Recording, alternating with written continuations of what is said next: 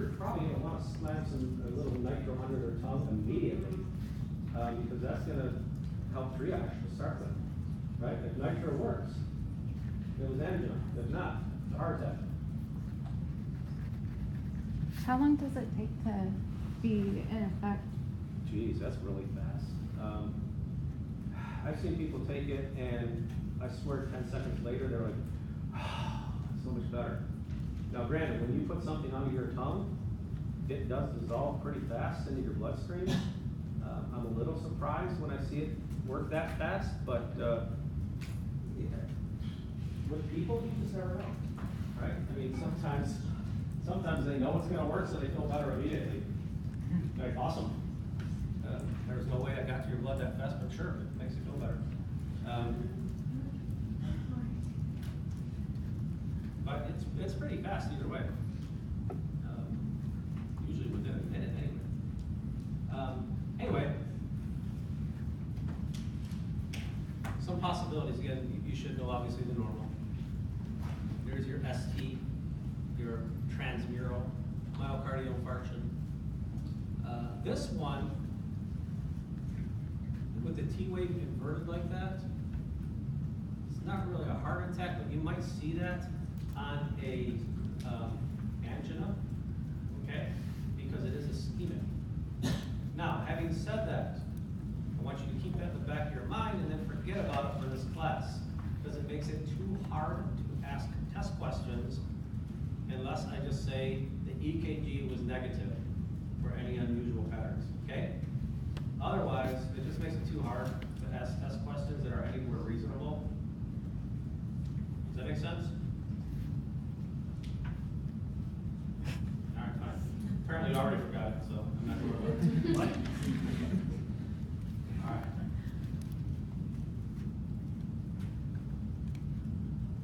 Hey, it's the same slide. Okay. This is what somebody was asking about earlier.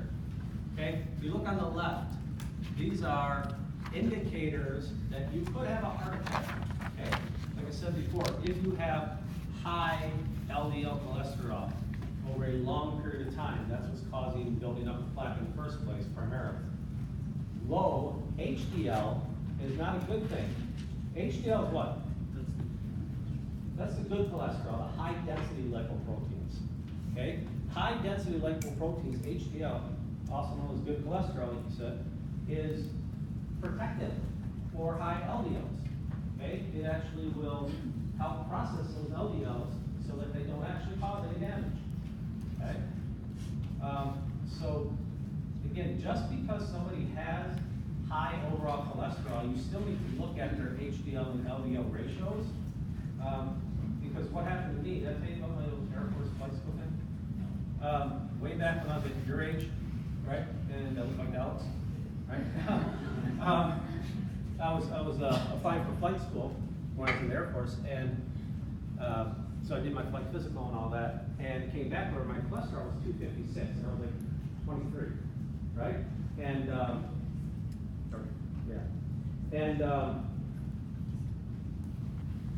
he's like, well, okay, you got really high cholesterol, and he's like, yeah, don't worry about it. I'm like, what do you mean, don't worry about it? He's like, well, your LDL is a little high, but your HDL is really high, and that's protective against it. So he's like, don't worry about it. Maybe someday you might want to take some statins or something to fix that, but at the moment, you're young, who cares? Right? That was pretty much his old thing on that, because again, HDL is protective. How do you get, by the way, high HDL? What do you tell a patient? Hey man, you need to get your HDL up. What? How did they do that?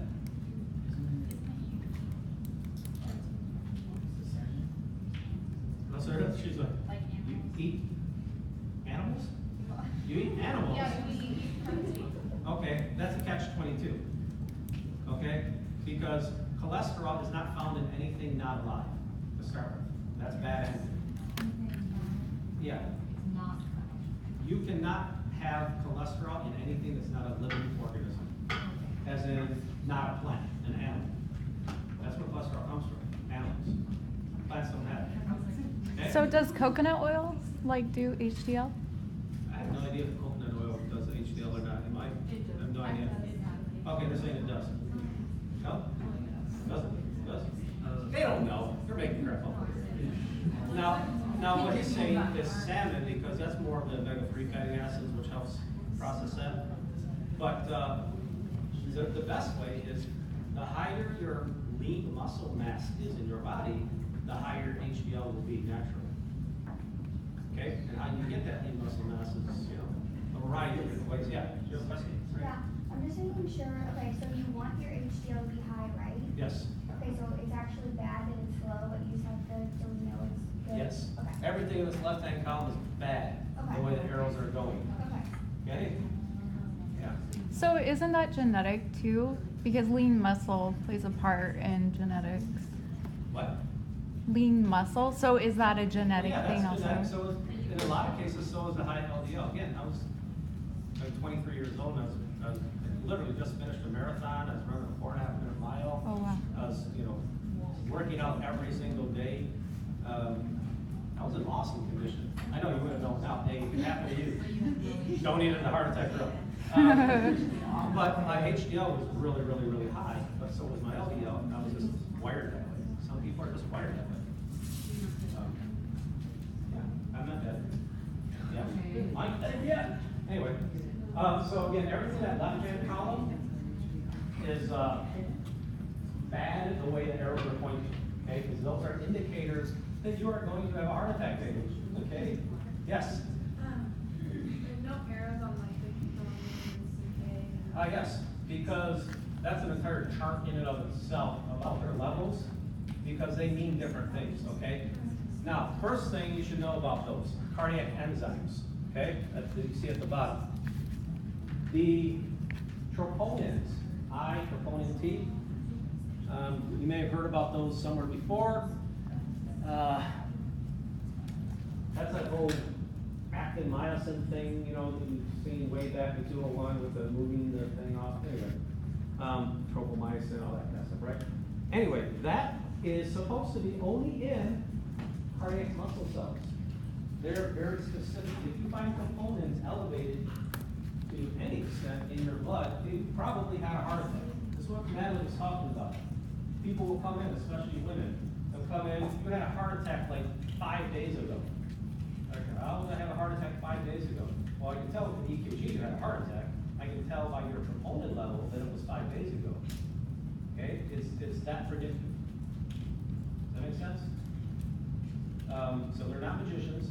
They're like, you know, when you thought you had gas 5 days ago and indigestion, that was a heart attack. EKG says a heart attack. Troponin level says that's about how long it's been. Okay, because they're very predictive on how much they go up and when they go up and how long it takes for them to come down. Okay, so they're the most specific. The CKMB is probably the second one. That means creatine kinase myocardial-bound. That's the MB part of it. Okay, not 100% specific with those, despite its name, but they're pretty accurate too.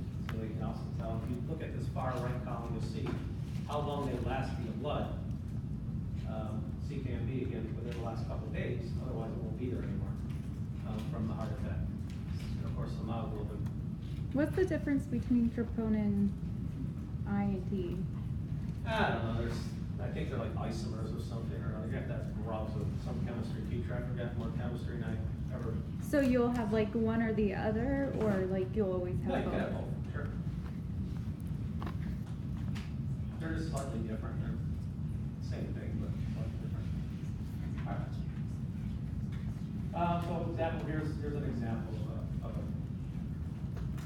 graph, I guess. This basically says how fast things go up and how fast they go down. In the blood. What? It's different than what? It's behind the line. That's what you have? Well, you just settle down over there. She says you have both.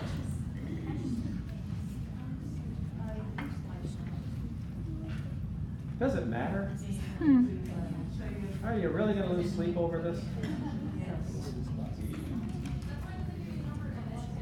What? You don't have numbers on the left. Is that what you guys are like testing, or is it the hours? Yeah. These are just whatever. These are relative values here. Okay, these have numbers. Doesn't have values, so you don't know anyway, but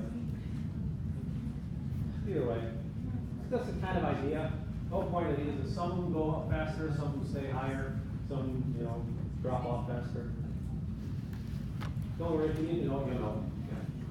I was gonna say, the key thing is just knowing which ones determine it's a heart attack and how long it stays, like, tell us, like, not, you don't have to know the numbers, just know relatively, like, okay, the length of time.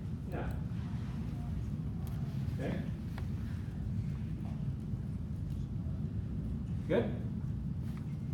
Okay. So, did we already talk about this? Kind of a deja vu. We mentioned the angioplasty. Again, that's what we're looking at here. You can see on this angiogram, these two angiograms down there, the parts circled in red. You can see clearly where there was blood, or at least dye, flow, and then there's like no flow right here at all, right?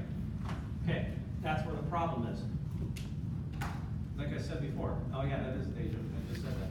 Because this is where you stick that cap up there, find the problem, blow it up, you know, the balloon, compact it down, and hopefully that'll get you a little more time. Thrombolytic therapy just means those clot clusters. I didn't pay a lot of attention to them, but way back when we were talking about like between hemophilias and DIC, there were a couple of slides that showed, you know, the clotting factors that were part of that clotting cascade and the warfarin and heparin and TPA and that sort of stuff. That's what they're talking about. Some of them are natural. Obviously, we can bust clots naturally. Sometimes it's pharmaceutical grade that you have to give somebody to bust things up. Okay? So when we work in the hospital and there's a patient who's on heparin, they can't go unmonitored by a nurse. Would that be because if their clot dislodges, it could be like detrimental to them? You mean could they die? Or like, yeah, like something happened? You hear her? But, so if they're having a heart attack and they're on heparin, No, just like if, in general, if any patient is on heparin, they can't go without a nurse, like traveling throughout the hospital. Is that because something like that could happen, where if the clot like dislodges, it's stuck somewhere else? if the concern is more if they're gonna bleed out, so any kind of injury could cause them to bleed out. Okay. So that's more of the concern. Yeah, heparin, it's kind of like warfarin as a clot buster. Warfarin is rat poison. Okay? Warfarin, that's actually what rat poison is made out of, is one of these clot busters. The rat eats those little pellets and then literally bleeds to death internally. That's what it is. So you can imagine we give this to people as a drug to thin their blood, to bust the clots. So we're basically giving them a hemophilia, at least temporarily. So you gotta be very careful with that. If that patient walks around the corner, decides to pull out a flask or something and drinks it, Oh my gosh. that will probably kill them, because alcohol will absolutely react with warfarin and make you bleed like crazy. So it's very, very touchy with alcohol especially. What about like ibuprofen and stuff? Would that affect? Ibuprofen, again, you gotta be very, very, very careful. It's not that you can't give somebody things like that. It's just that ibuprofen does cause bleeding to a certain extent also. Okay? But yeah, you just have to be very careful about that. Are you gonna emphasize the time limit? Is it right there within 3 hours?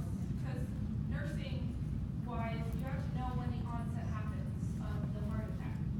So if a patient's coming in and saying, oh, I've been having chest pain for 10 hours now, I decided to come in, they're not gonna give them thrombolytic therapy because it's right there within 3 hours. Yeah, there's no point, because whatever damage is done, and you're not gonna clear it through and save the tissue at that point, right? So yeah, it's fairly time sensitive. So that's part of the reason why they treat, I mean, one is because they don't have enough oxygen, and the other thing is because the therapy or the treatment for heart attacks have a time limit as well. So that's why they bring in people with, for that reason. Or they can be separate. What do you mean? If it's a time. You're gonna talk louder when I'm standing next to you, 'cause